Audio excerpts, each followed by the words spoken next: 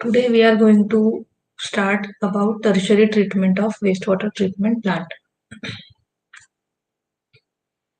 Secondary treatment removes about 85 to 95% of BOD and total solid suspended. Only 85 to 95% sediment process is done in secondary treatment plant, and it also removes some portion of nitrogen, phosphorus, heavy metals present in wastewater. Tertiary treatment is the next wastewater treatment process after secondary treatment. This treatment is sometimes called as final or advanced treatment, and it consists of removing of organic load which is left after secondary treatment for removal of nutrients, and mainly this treatment is done to kill the pathogenic bacteria. The effluents from secondary sewage treatment plant contains both nitrogen as well as phosphorus. Nitrogen and phosphorus are ingredients in all fertilizers.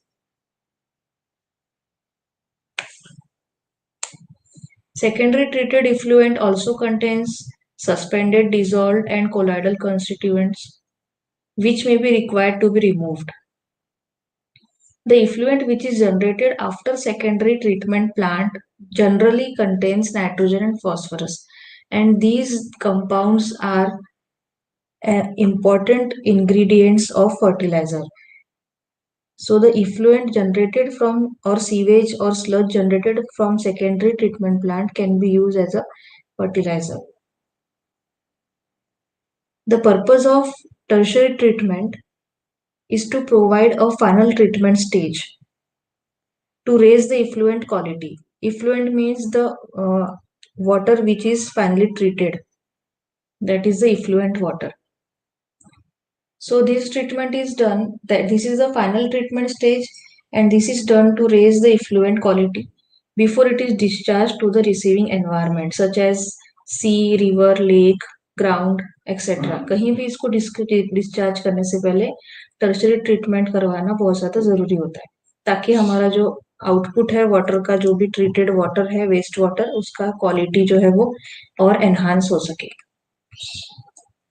This step removes different types of pollutants such as organic matter, suspended solids, pathogens, nutrients, metals, etc. Wastewater effluent becomes even cleaner in this treatment. This tertiary treatment includes sedimentation, coagulation, membrane processes, filtration, ion exchange process, activated carbon absorption process, nitrification process, denitrification process, etc. This treatment is costly as compared to primary and secondary treatment methods. So why we need to go with tertiary treatment? Because this treatment removes total solid suspended and organic matter which are present in effluent after secondary treatment. Secondary treatment के बाद में जो भी solids और organic matter present है उसको remove करने की जरूरत होती है. That's why tertiary treatment is done. To remove specific organic and inorganic constituents from industrial effluent, this treatment is done. To make treated wastewater suitable for land application purpose, because after treatment we used to dispose or discharge this wastewater into land also. So we need to maintain the quality because these water can be absorbed into the ground surface. That's why the quality should be maintained. To remove residual nutrients beyond what can be accomplished by earlier treatment methods. जो भी residual nutrients water में रह गए हैं उसको treat करने के लिए भी टर्शियरी ट्रीटमेंट यूज होता है. To remove pathogens also and to reduce total dissolved solids from secondary treated effluents to meet reuse quality standards. जो हमारे quality standards होंगे after treatment of water, we should meet that quality standards and after that we can dispose of the water.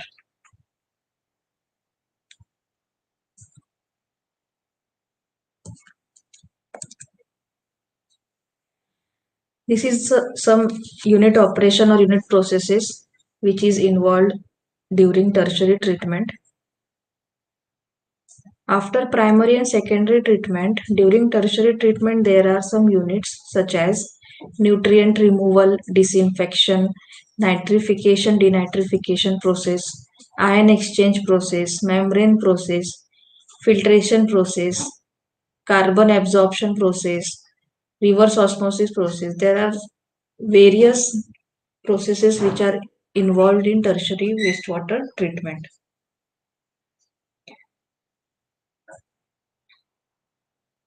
In advanced wastewater treatment, treatment options or methods are dependent upon the characteristics of effluent, which will be obtained after secondary treatment.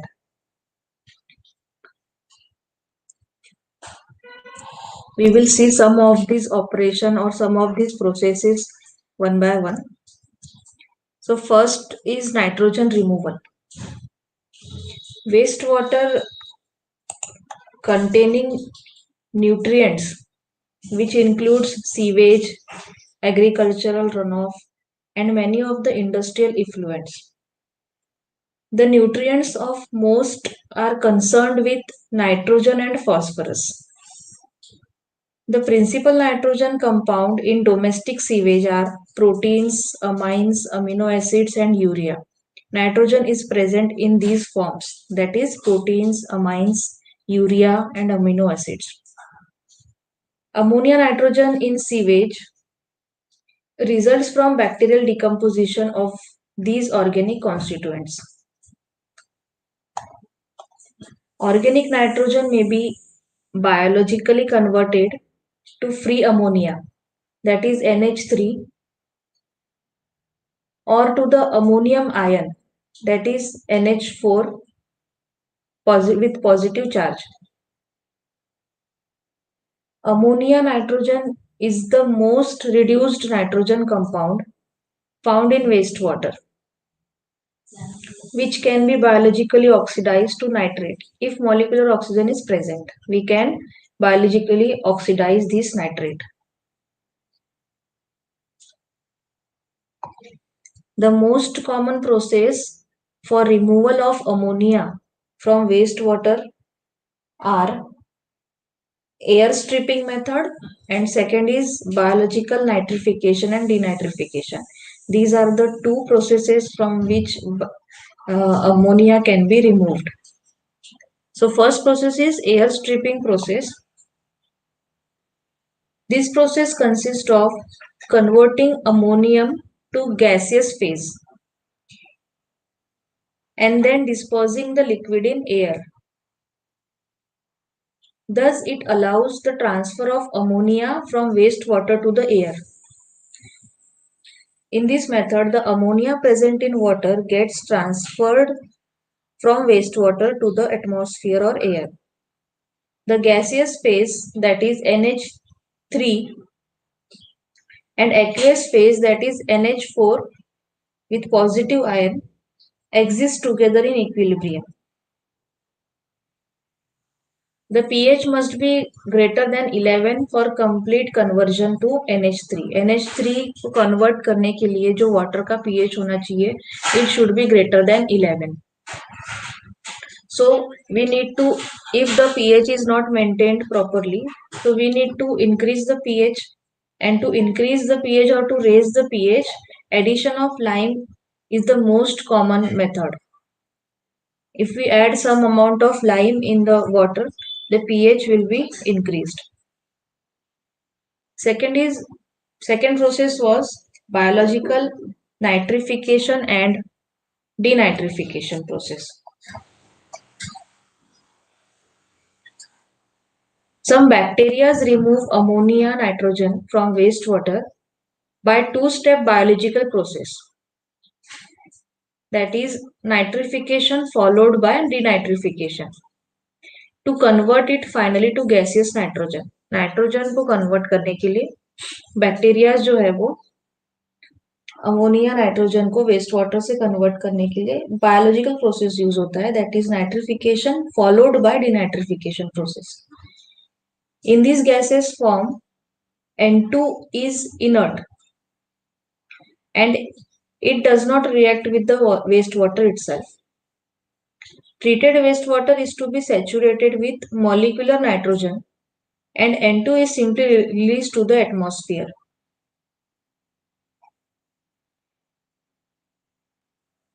We will see about nitrification process.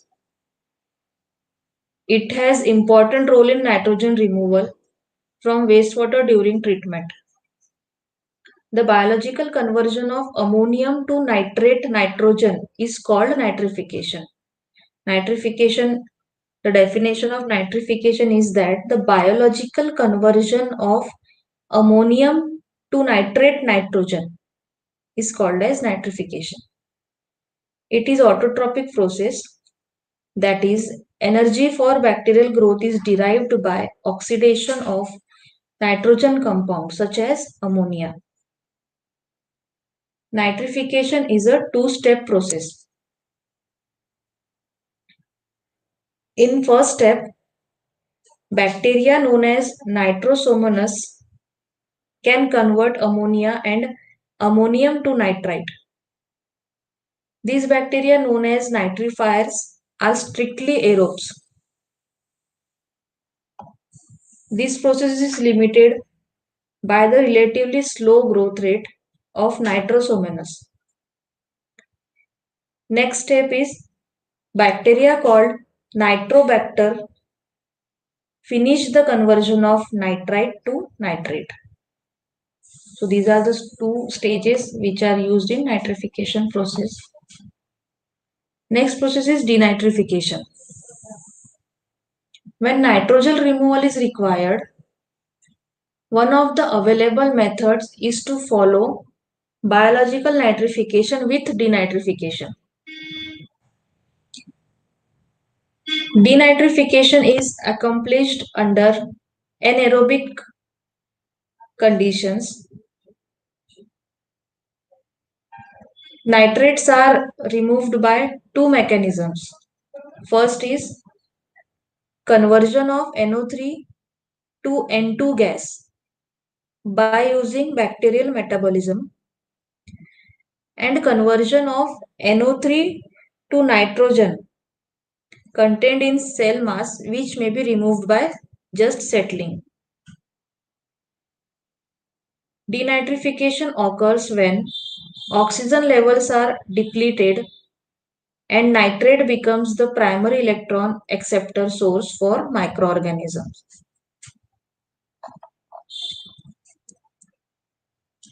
Next process in tertiary treatment is ion exchange. Ion exchange is a unit process in which ions are removed out of an aqueous solution and it is replaced by another ionic species. The basic principle behind ion exchange is that a weakly bound ion can preferably be displaced by a stronger binding ion. This effect is called as principle of selectivity, in which a weakly bound ion can be displaced by a stronger binding ion. Ion exchange can be used in wastewater treatment plant to swap one ion for another for the purpose of demineralization. The widest application of this process is in domestic water softening, where sodium ions are removed on cation exchange and chlorides are removed on anion exchange resins.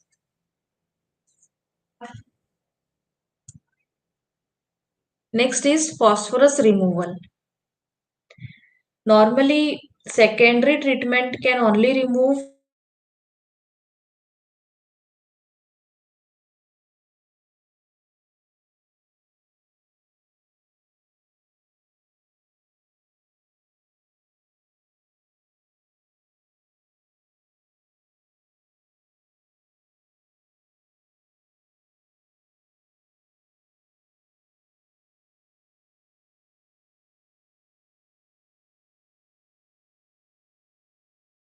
water and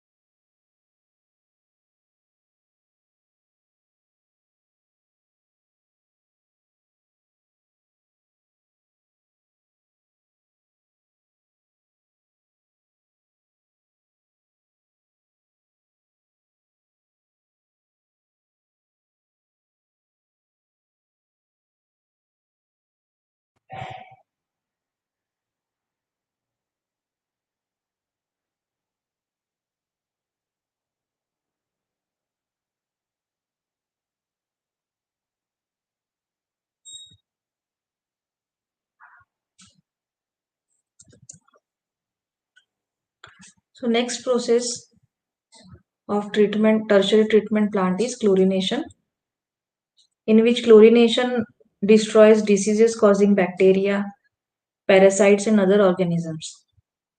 Chlorination also oxidizes manganese, hydrogen sulfide so that they can be filtered out. This process generally removes pathogens and other physical and chemical impurities. There are some principles or benefits of chlorine treatment, that is disinfection, controlling odor, controlling activated sludge bulking, foul air scrubbing, destroying cyanides, and ammonia removal. These are the effluent discharge standards, means the water which is treated, treated water discharge standards. What should be the limit of the parameters? So for pH, surface water limit is 6.5 to 8.5. For well water, it is 5 to 9. And for agriculture and irrigation purpose, the pH of that water should be 6 to 8.5. This is the standard for treated wastewater. As far as BOD is concerned, for surface water, it should be 30 to 50. For well, again same 30 to 50. And for agricultural and irrigation purpose, it should be about 100. COD should be 60 or 100. For well, it should be 60 to 100. And for agricultural and irrigation purpose, it should be 200. For turbidity, it should be 50 NTU. Total suspended solids should be 40 to 60 for surface water, and it should be 100 for agricultural or irrigation purpose. Fat present in water should be about 10 mg per liter. So these were the effluent discharge standards. Now the next topic is sewage disposal. The sewage begins to cause nuisance and it becomes stale. So it is very necessary to dispose of this sewage either in natural water course or on land. So there are two methods of disposal of sewage. First is disposal on land and second is disposal by dilution. So if we are going to dispose that sewage water on land, we can use that water as a sewage farming. When the sewage is used for growing crops, it is called as sewage farming. The nutrients of sewage like nitrogen, phosphorus and potassium along with micronutrients as well as organic matter are directly utilized by the plants. Because the treated sewage generally contains nitrogen and phosphorus, and these two compounds are very much important for the growing plants. The sewage increases the fertility of the soil along with irrigation potential. The good sewage farm should run on specific lines with primary objective of disposal of sewage. Raw sewage should be applied to the farms directly. So sewage application, when if we are applying the sewage for farming purpose, so there are various methods to apply for farming purpose. First is surface irrigation, then subsoil irrigation, flooding irrigation, ridge and flow irrigation and spray irrigation. So in surface irrigation, the parallel drains are constructed in the fields. All drains are connected to the distributary drain by means of regulating devices so that the sewage can flow in the required drain. This method is suitable in slopy areas. The sewage is allowed to overflow through fields from one drain together another. In subsurface irrigation or subsoil irrigation, in this method, a network of porous open joint pipes is laid about 30 centimeter below the ground level. The sewage is allowed to flow through these pipes, which is absorbed by the subsoil. The remaining quantity of sewage can be used for irrigation to another place or discharged in national water courses. Next method is flooding method. In flooding method, the irrigation area is divided into various parts which are surrounded by dikes. The sewage is filled like small ponds in between the dikes. The depth of sewage flooded over the fields varies from few centimeters to 50 centimeter depending on the requirement of the irrigation. Next method is ridge and furrow irrigation. In this method, the land is first plugged up to 30 centimeter leveled and divided into plots and subplots. Then each subplot is enclosed by small dikes. Now ridges and fallows are formed in each subplots. The sewage is allowed to flow in furrows, whereas crops are grown on rigid areas. After an interval of 8 to 10 days, the sewage can be again applied depending on the crops and the nature of the soil. The last method of sewage farming is spray irrigation. This method is generally not used in India. In this method, first the sewage is filled in tanks so that settleable solids may settle down at the bottom of the tank. Then the sewage is sprayed over the fields by pumping it through pipes fitted with nozzles at other end. So this is the spray irrigation. And second method is disposal by dilution. The disposal of sewage by discharging it into water course such as stream, river or large water bodies such as lake, sea is called as dilution. This method is only possible when the natural water in required quantity is available near the town.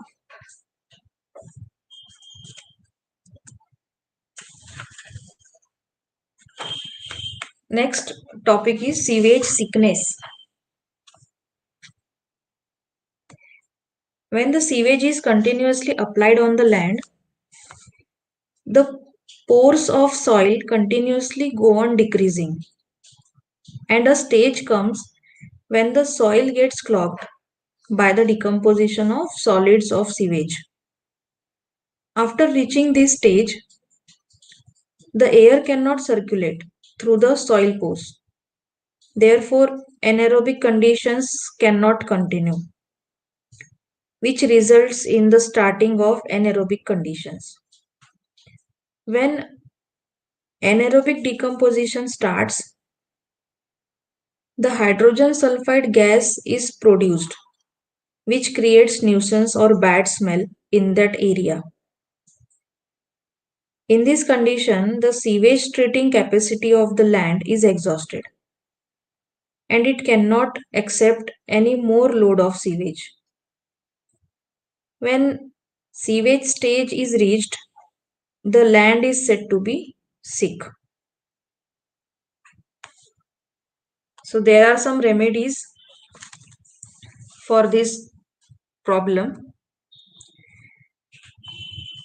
By giving primary treatment to the sewage, the suspended solids are removed, due to which the pores of soil will not be clogged easily.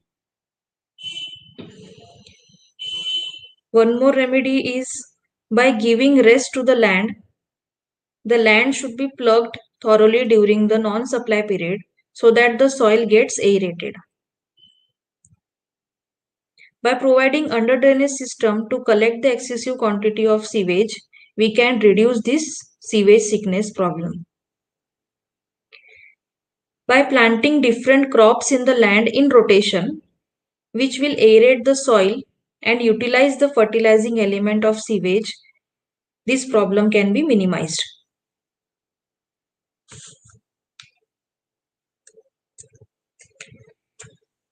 Next is self-purification of stream. When sewage is discharged into natural waters, its organic matter gets oxidized by the dissolved oxygen content which is present in water. The oxidation of organic matter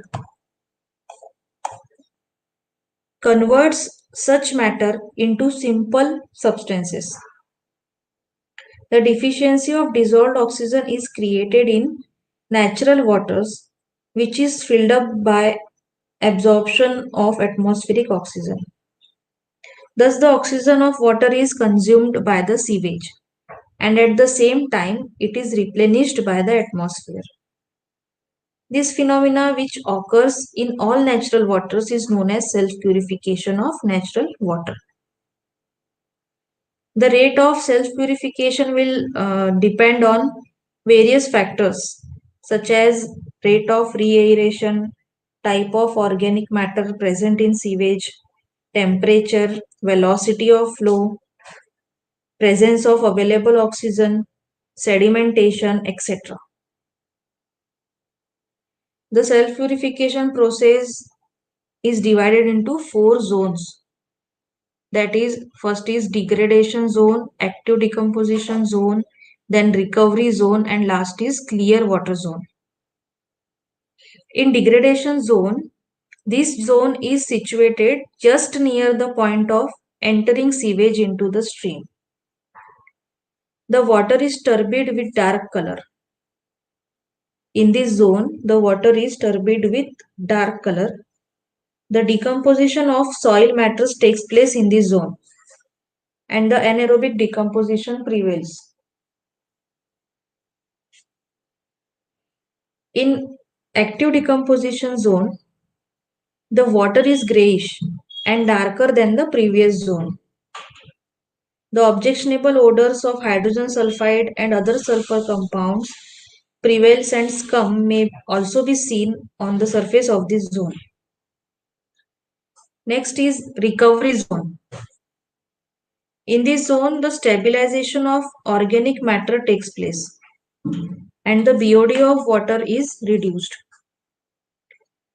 The contents of dissolved oxygen start rising above up to 40% of saturation value. The bacterial load decreases as the food supply of bacteria diminishes. In clear water zone, the stream attains normal condition before sewage is discharged into it.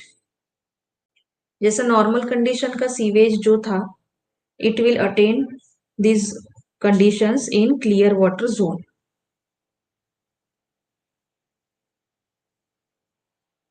Next is domestic wastewater treatment process. This process and wastewater treatment process method is all similar. There are 3 types of collection systems in domestic wastewater. First is sanitary sewer, then stormwater sewer, and third is combined sewer. There are various types of sewers which are laid in domestic areas. First is building sewer or building connections. These sewers are connected to the building and used for conveyance of wastewater from building to branch sewer. Next is branch or lateral sewer. These are usually laid on the streets, and this sewer collects the wastewater from one or more buildings. Next is main sewer.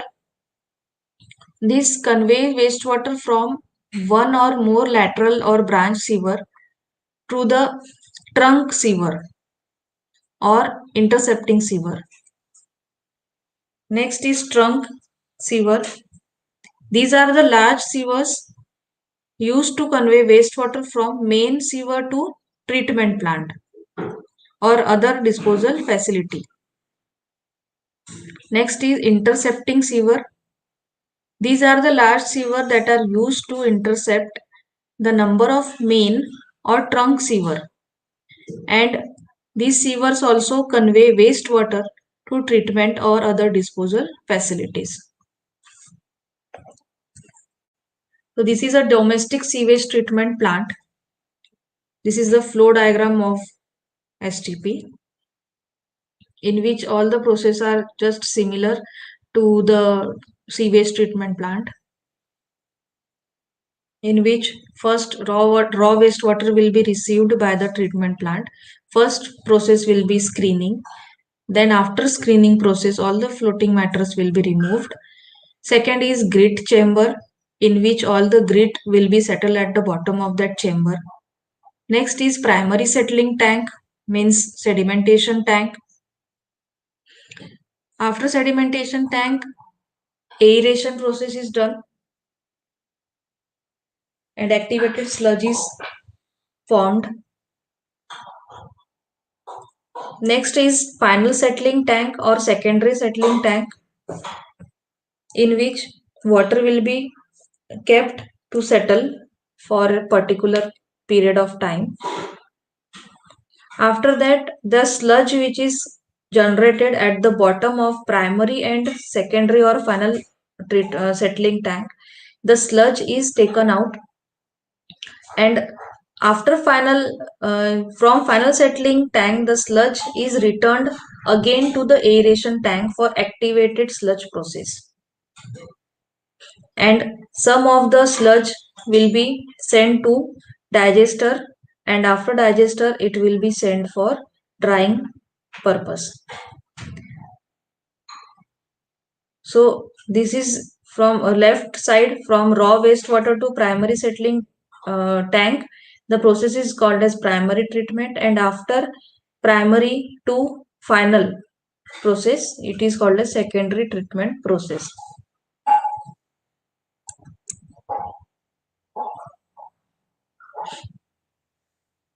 So this is a flow diagram for domestic water treatment. Preliminary treatment, then primary, then secondary or biological treatment, after secondary, tertiary or advanced treatment, and after all this treatment, the wastewater is disposed in water bodies.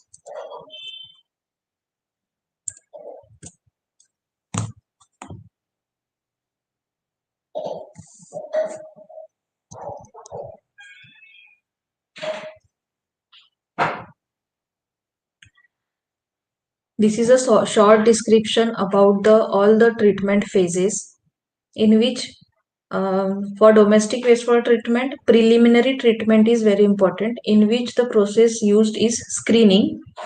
Screening removes all the large floating and suspended or settleable solids, in which the device used is bar racks and screens of various descriptions. Second process is primary treatment, in which grit is removed. Function of grit removal is removal of inorganic suspended solids. The device used is grit chamber. Secondary treatment is or biological treatment. Here the first process is aerobic biological suspended growth process, in which all the colloidal, dissolved and residual suspended matter will be converted into settleable biofloc. Devices used is activated sludge process unit, waste stabilization ponds or aerated lagoons. any of these devices can be used. Next biological treatment is aerobic biological attached growth process, in which the function of this process is same, but the treatment device which can be used is trickling filter or rotating biological contractor. Next biological treatment process is anaerobic biological growth process, in which organic matter,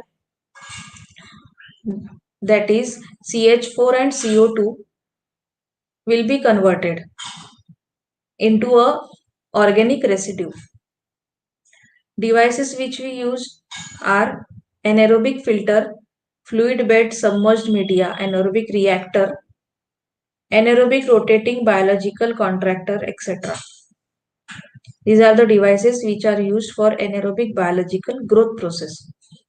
Next biological treatment process is anaerobic stabilization of organic sludges, in which anaerobic digesters are used. And last is advanced treatment.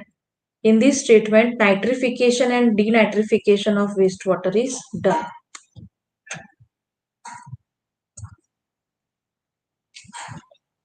Next is preliminary wastewater treatment, in which we had already seen that in preliminary screening is done, and screening is done to just remove the floating or bigger particles.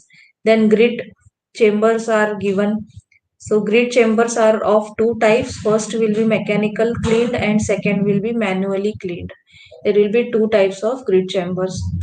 Next is aerated grit chamber. In aerated grit chamber, oxygen will be also provided to increase the dissolved oxygen content of wastewater. Next is primary sedimentation is done.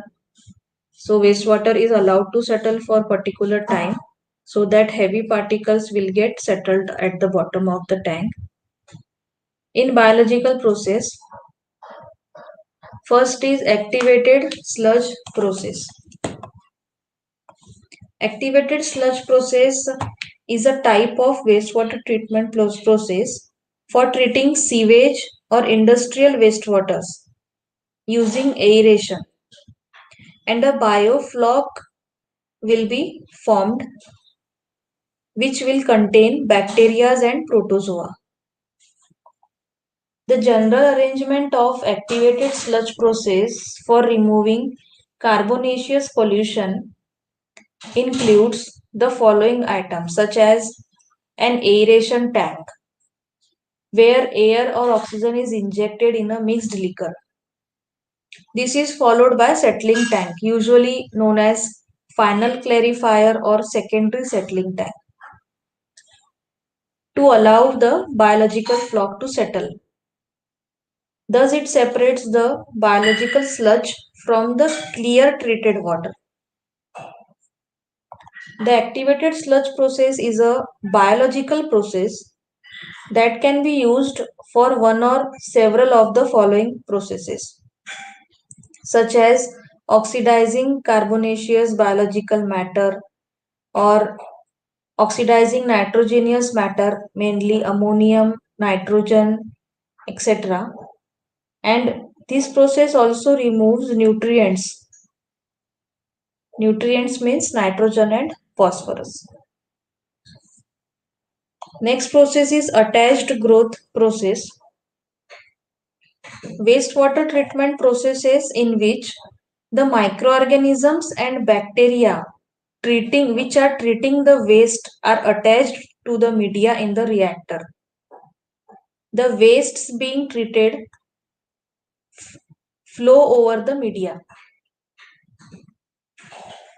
Trickling filters and rotating biological contractors are attached to the growth reactors. Means during this process, mainly two devices are used, that is trickling filter and rotating biological contractors. These reactors can be used for BOD removal, nitrification and as well as denitrification. Next biological process is rotating biological contractor, or it is also known as RBC. A biological fixed film treatment process used in the treatment of wastewater. This treatment is followed by primary treatment. Primary treatment involves removal of grit, sand, and coarse as well as suspended material through the screening process, followed by a settling of suspended solids. The RBC process allows the wastewater to come in contact with a biological film in order to remove pollutants in the wastewater before discharge it into the body of water or into the river, lake or ocean. A rotating biological contractor is a type of secondary biological treatment process. It consists of a series of closely spaced parallel discs mounted, mounted on a rotating shaft, which is supported just above the surface of the wastewater. Microorganisms grow on the surface of the disc where biological degradation of the wastewater pollutants takes place. Next process is sequencing batch reactor, that is SBR, or it is also known as sequential batch reactor. These are the type of activated sludge process for the treatment of wastewater. SBR reactors treat wastewater such as sewage from anaerobic digesters or mechanical biological treatment facilities. Oxygen is bubbled through the mixture of wastewater in this process, and activated sludge is reduced to organic matter.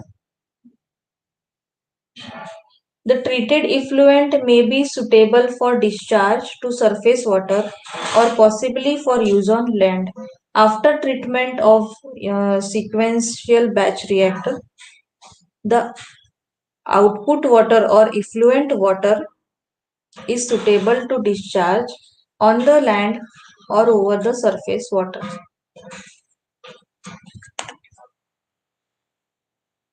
In municipal water treatment plant, in primary treatment, generally 60% of solid and 35% of BOD is removed. In secondary treatment, about 85% of BOD and solids are removed.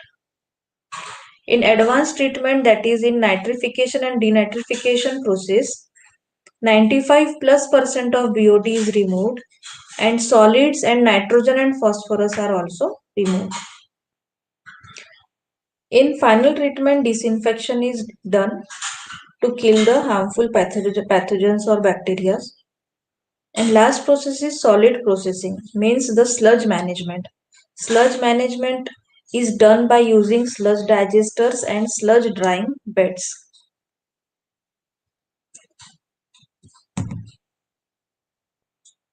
Next is pre-treatment of industrial wastewater. Industrial wastewater must be pre-treated before they are brought to the treatment plant.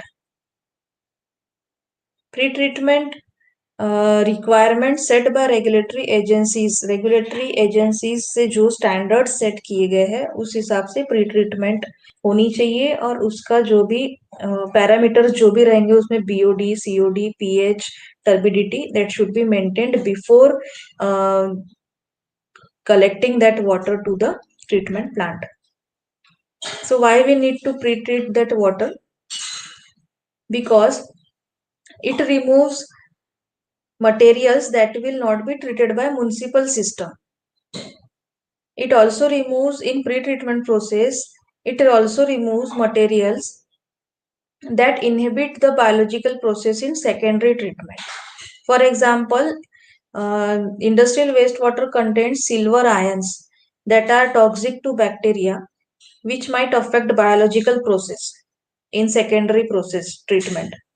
The silver ions are removed in pre-treatment before biological process so that bacterial performance do not get affected. So pre-treatment is very much important for industrial wastewaters. This is again the preliminary treatment in which the same bar screens and type of screens, various screens are used, which removes the sand, gravel, and other impurities. The debris are collected at the grit tank. After screening, the debris are collected. Then in primary treatment is the second step in wastewater treatment. It allows for the physical separation of solids and greases from the wastewater.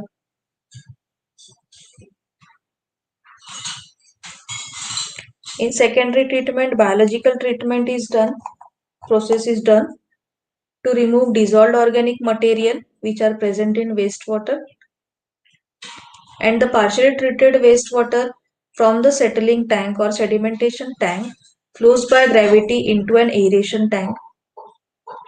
In aeration tank, this water is mixed with the oxygen to consume the remaining organic matter in the wastewater as their food supply. Then liquid mixture is done and it is sent to the final clarifier. In clarifier, solid settles out to the bottom where some of the material is sent to the solids handling process and some is recycled back to replenish the population of microorganisms in the aeration tank. Last is final treatment process. The treated water is disinfected and then it is sent out for wastewater reuse activities or for discharging in river or stream. Generally, chlorination or ultraviolet irradiation is used for disinfection process. The disinfection is used to kill the pathogenic bacteria present in wastewater. Now the solids processing. The solids which is generated in the form of sludge, they should be processed properly. The primary solids from the primary settling tank and the secondary solids from the clarifier or secondary settling tank are sent to the digester. Then microorganisms use the organic material present in the solid as a food and they convert it to the byproducts such as methane gas and water. Methane gas is also produced from this sludge. Digestion results in about 90% reduction in pathogens and the production of a wet soil like material called as biosolids that contain about 95 to 97% water. To remove some of this water, mechanical equipment such as filter presses and centrifuges are used to squeeze the water from the biosolids just to reduce the volume of these sludge, and they can be sent to landfill or incineration or they can be used as a fertilizer also. So this was all about the wastewater treatment process and domestic wastewater treatment process. So we are done with the today's lecture in which we had studied about the wastewater treatment process, sludge digestion, then self purification of stream, then domestic water treatment process, then effluent discharge standards, etc. We had seen all the topics in detail. So thank you all for joining us.